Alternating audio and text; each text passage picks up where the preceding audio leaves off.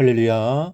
살아가는 대강의 가족 여러분, 오늘 하루도 하나님의 말씀과 동행하는 삶이 되길 소망합니다. 오늘 함께 나눌 하나님의 말씀은 마가복음 16장 1절에서 8절 말씀입니다. 안식일이 지남에 막달라 마리아와 야고보의 어머니 마리아와 또 살로메가 가서 예수께 바르기 위하여 향품을 사다 두었다가 안식 후 첫날 매우 일찍이 해 돋을 때에 그 무덤으로 가며 서로 말하되 누가 우리를 위하여 무덤 문에서 돌을 굴려주리요 하더니 눈을 들어 본즉 벌써 돌이 굴려져 있는데 그 돌이 심히 크더라. 무덤에 들어가서 흰 옷을 입은 한 청년이 우편에 앉은 것을 보고 놀라매 청년이 이르되 놀라지 말라. 너희가 십자가에 못 박히신 나사렛 예수를 찾는구나. 그가 살아나셨고 여기 계시지 아니하니라. 보라, 그를 두었던 곳이니라.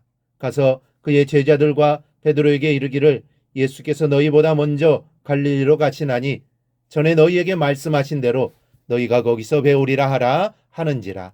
여자들이 몹시 놀라 떨며 나와 무덤에서 도망하고 무서워하여 아무에게 아무 말도 하지 못하더라. 아멘. 오늘은 주님께서 부활하신 날입니다. 이날의 주예전에 올라와 또 오늘 말씀을 듣는 우리 모두에게 하나님의 은혜가 임하기를 축복합니다. 예수님께서 부활하셨다는 것은 예수를 믿는 우리에게 너무나도 복된 일이 아닐 수 없습니다. 그렇다면 예수님의 부활이 왜 우리에게 복이 됩니까? 주님께서 부활하셨다는 것은 죄의 권세를 이기셨다는 것을 의미합니다. 이 고린도전서 15장 55절은 사망아 너의 이기는 것이 어디 있느냐? 사망아 너의 쏘는 것이 어디 있느냐고 합니다. 이 세상에서 가장 두려운 것은 사망입니다. 이 죽음입니다. 그런데 이제 사망은 더 이상 자기의 승리를 자랑할 수도 없으며 더 이상 고통스럽게 쏘는 능력도 상실했다는 것입니다.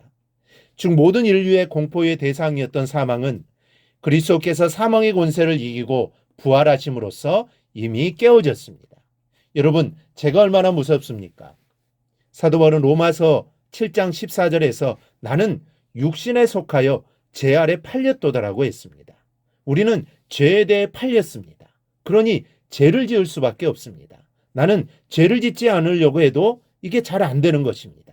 그러니 죄가 얼마나 무서운 것인지 모릅니다. 그러나 사실 우리는 죄를 무서워할 필요가 없습니다.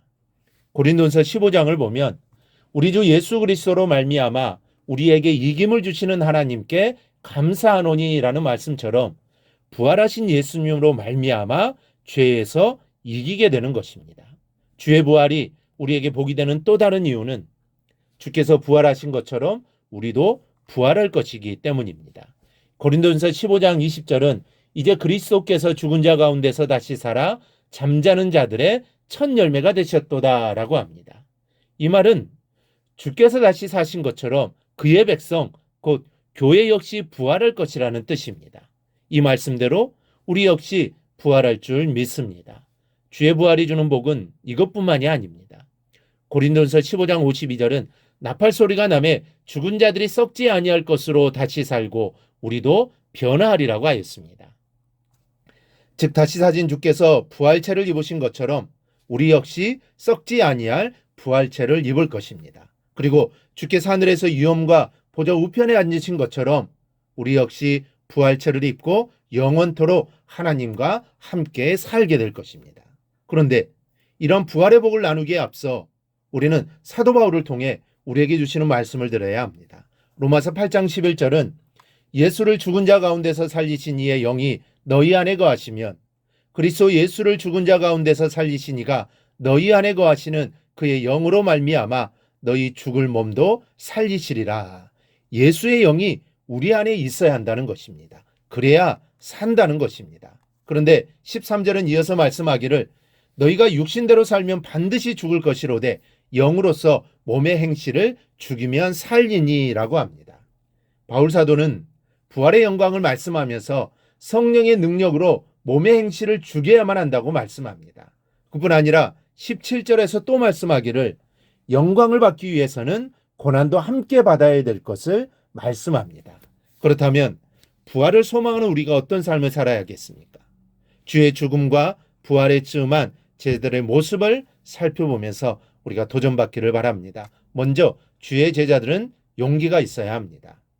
이 마가복음 15장 43절에 보면 아리마대 사람 요셉이 와서 당돌이 빌라도에게 들어가 예수의 시체를 달라 하니라는 말씀이 있습니다. 그런데 요한복음 19장 38절에는 그 요셉이 예수의 제자나 유대인들이 두려워서 숨었다고 했습니다. 그런 그가 지금은 어떻습니까? 사도들 중에 누구도 나서지 못한 일, 곧 빌라도를 찾아가 예수님의 시체를 달라는 청을 합니다. 이때 당돌이라는 단어가 있는데 이것은 위험을 무릅쓰다, 용기를 내다라는 뜻입니다. 즉 그는 위험한 상황에서 용기를 내어 주의 제자로서 주를 사랑하는 마음을 표현했던 것입니다.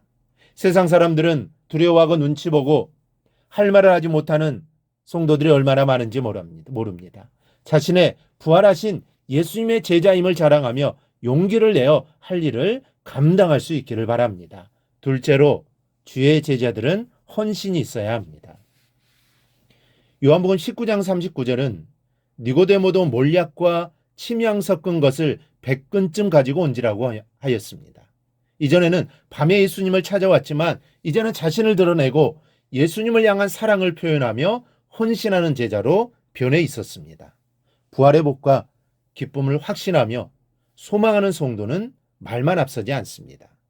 나를 위하여 십자가를 지시고 나를 위하여 부활하신 예수님을 기억합니다. 주를 위하여 내가 어떻게 헌신할 것인지 고민하며 실천적 헌신을 하는 성도들이 되시기를 바랍니다. 셋째는 주의 제자들은 부활의 증인이 되어야 합니다.